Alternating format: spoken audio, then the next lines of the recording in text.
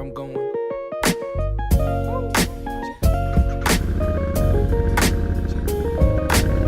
The dangling carrot that hang from the rear view. Your dreams in the past ain't nowhere near you. Backseat drivers got nothing but 2 cents. Shotgun riders too biased, they all liars. I should get an A for effort, I'm too tired. But I'm never giving up, that's why I'm kinda admired. Role model, like it or not, I gotta play it. Sugarcoat the rhyme sometimes, but still say it. Said I was quitting at 40 is just a fib. I'm still a kid that's wiping the food off of my bib. You ever wanted something so bad that you could taste it? Cried over every opportunity wasted. Okay, so all this week we've been riding the brand new Royal Enfield Continental GT 650. I've got Holly with me, who's also been riding it the last couple of days. Yeah. And yeah, it's been really an interesting experience. I've been a fan of for a while with this bike. I mean, I've seen it at tons of shows, and you know, it's been great.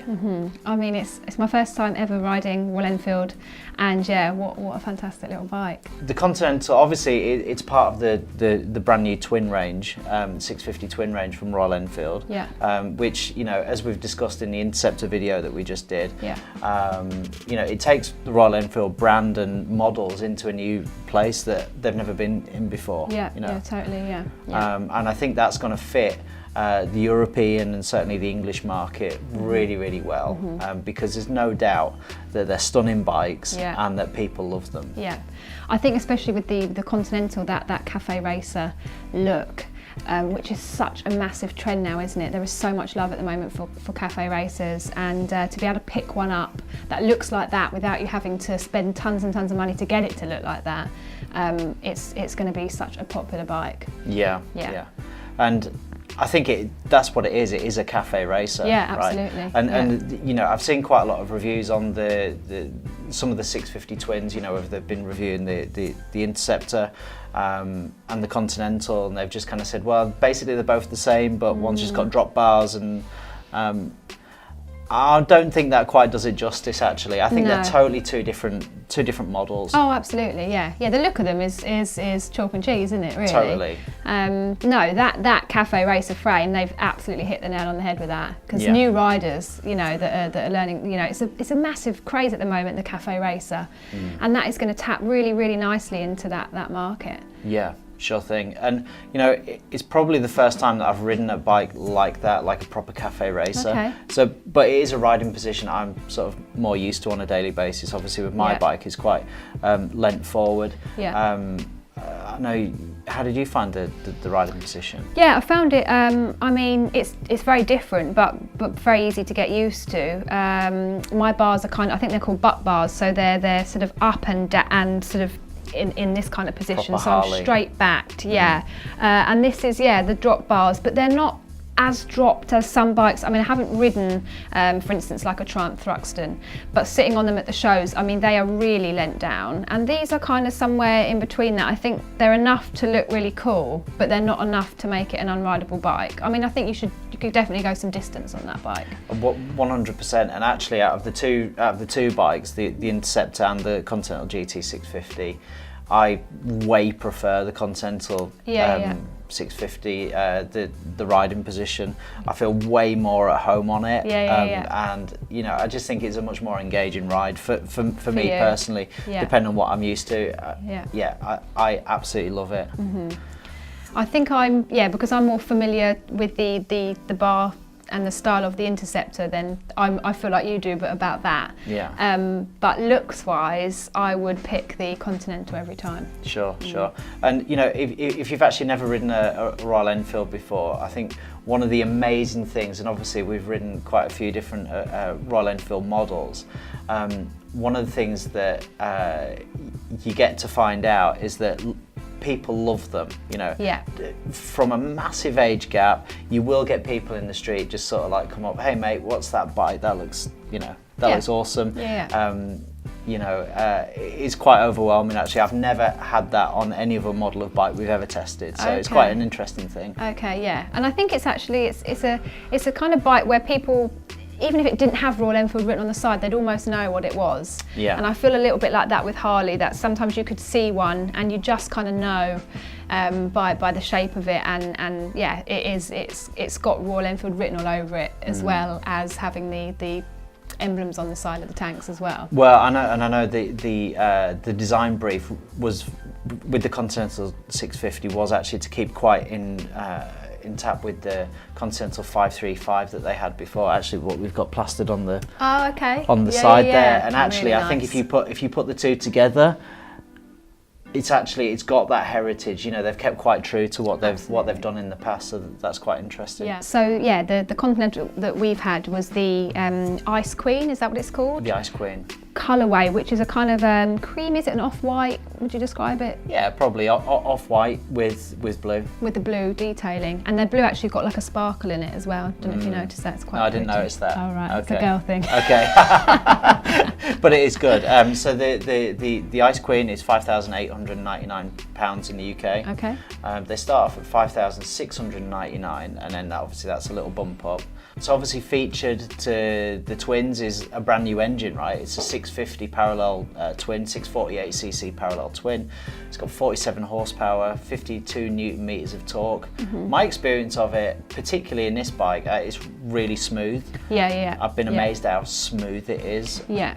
It's got a really nice swell of torque right through the rev range. Yeah, and going through the gears as well, it performs well in each one actually, doesn't it? It does, and I think they've geared it so that there is torque and power available in every gear. Absolutely, yeah. You know, and certainly, like if you get caught out in a corner in the wrong gear. Oh yeah, no, it's no problem. It's no problem. It just kind of tugs for it. It doesn't chug. You know, that's what's quite cool about it. And obviously, some of the other single cylinder thumpers that Royal Enfield would have might do some of that. This engine is way more smooth. It's a smooth engine, and it has got a half decent amount of power. I wouldn't have said it was a fast motorbike, but it does encourage you to ride it pretty hard, particularly with the Continental GT. I found myself really pushing it, and I've really enjoyed doing that. And while I was thinking, Café Racer, what's all that about? Actually having rode it and taking it through some of the nice twisties that we've got here,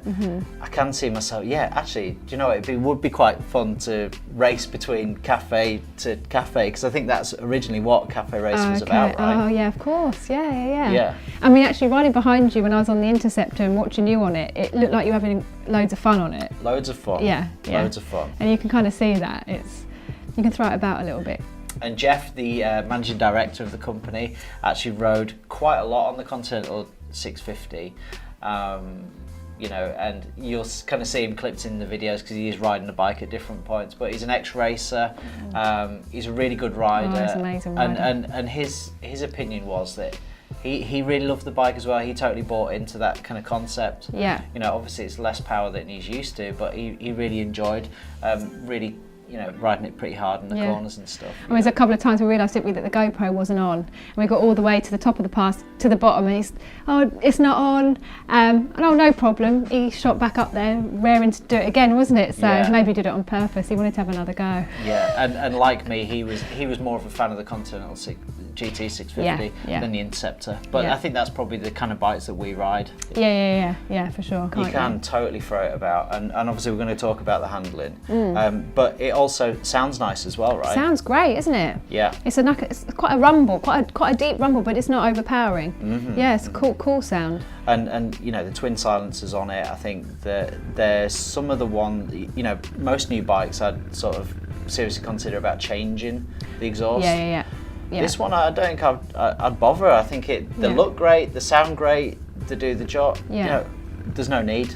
I think coming out of a showroom and just buying a bike as is, I can't think of anything, number one, for the price that they've got this up for, that looks like how it looks, and also, like you're saying, that sounds like how it sounds, and you haven't actually got to spend any extra money on it. No. I don't think there's actually anything else on the market for that price that you could get something straight out and have it and ride it, and it looks great without you having to sort of make any mods at all. So while we are here in the studio, I just wanted to as well talk about a little bit about what we were wearing yesterday.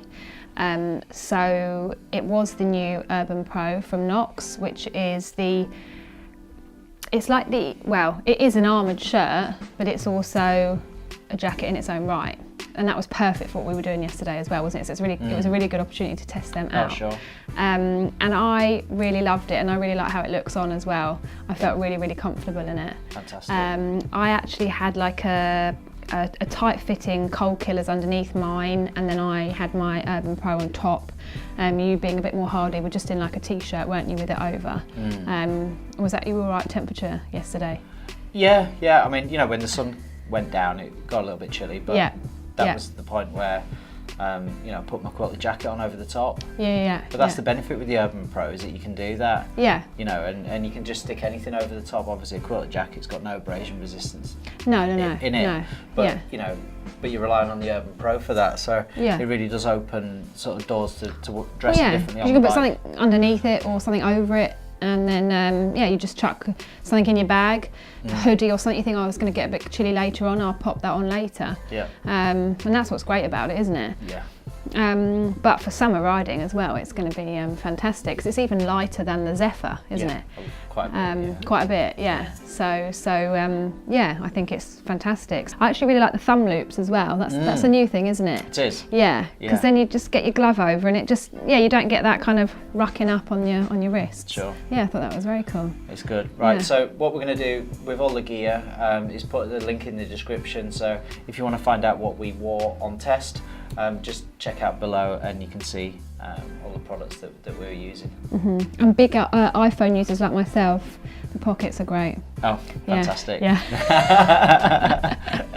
So what do you think about the handling, Holly? I thought the handling was great. Yeah. I mean, I haven't tried the previous Royal Enfield, so can't compare it to them.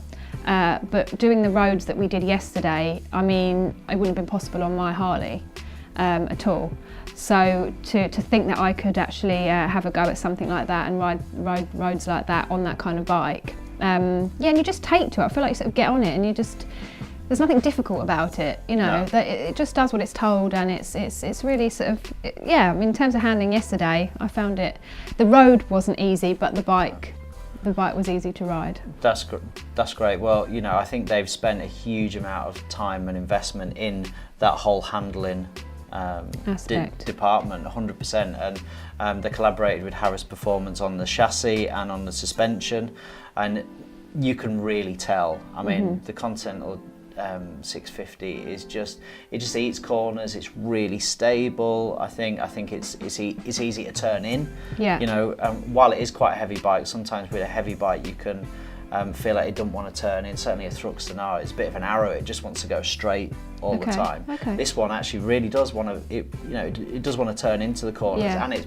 bloody stable while it's there as well. Yeah. So I'm a real fan of the chassis. I think it handles really well. Yeah. And I think the suspension is good too. Yeah, the suspension was great. Up the front you've got non-adjustable shock, which I think is great. And on the rear you've got a twin gas fork suspension that is adjustable. Okay. But you know, and it actually comes with its own little tool in the toolkit to change it, which I think is a nice touch. Yeah, that's a really cool touch. Yeah. Brakes.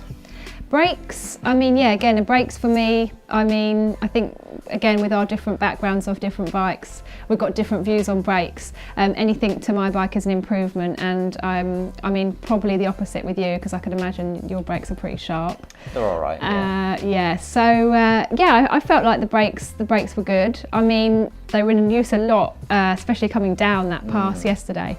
All first gear, all braking, engine braking and braking. It did the job. For me personally, obviously the Continental GT has single, like the Interceptor. I mean, the specs on the brakes are the same. Okay. So you got 320mm single up the front. You got 210mm on the back.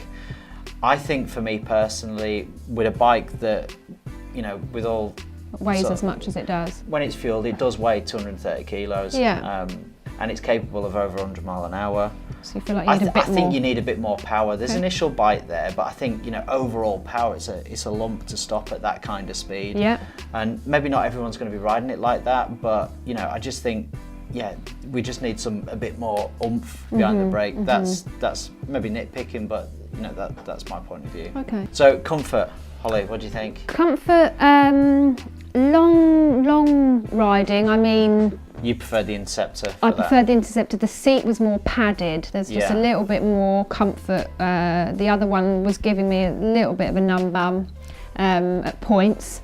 And I think because of the positioning of the bars as well. But again, I think if you're used to riding like that, I think people would just have no bother with that at all. So while our particular model was fit with a single seat and it's got the seat cowl on it, they do actually come as a twin seat as standard. Okay. And they've got to do that. Part of the regulations, they've got to have a twin seat, and that single seat is an adding extra. But I know you can get a more comfortable seat. You can get a touring seat for it, so that would solve that's some a game of that. changer. Yeah. Okay. Okay. Because I think as well, if you're bar hopping and things, you'd want the Café Racer on there. Yeah, I think so. Because it looks so cool. Done it. But that's brilliant if you can change it up and have something different. So the tyres fitted exactly the same as the Interceptor 650, the Pirelli Phantom Sport comps. Okay.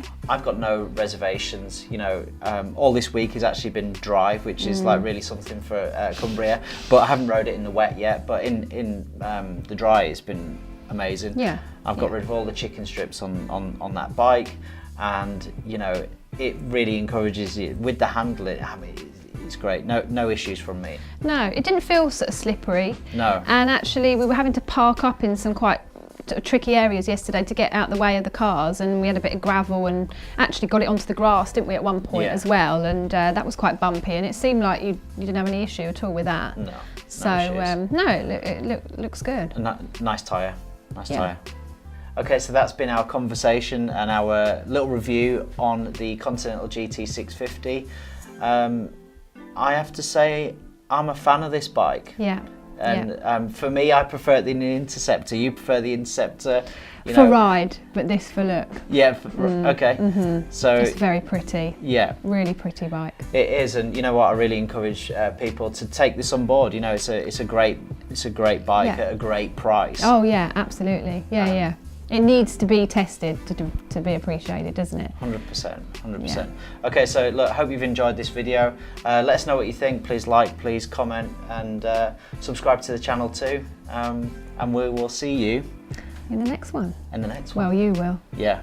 But thank you for having me, because I've had a great time. Have you? Yeah. Fantastic. Yeah. Thanks.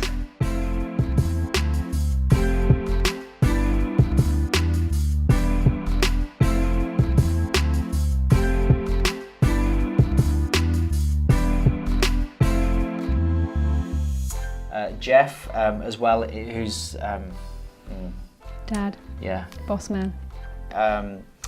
Obviously, actually, it does. While our particular model was fit with the very good. I mean, well, you know.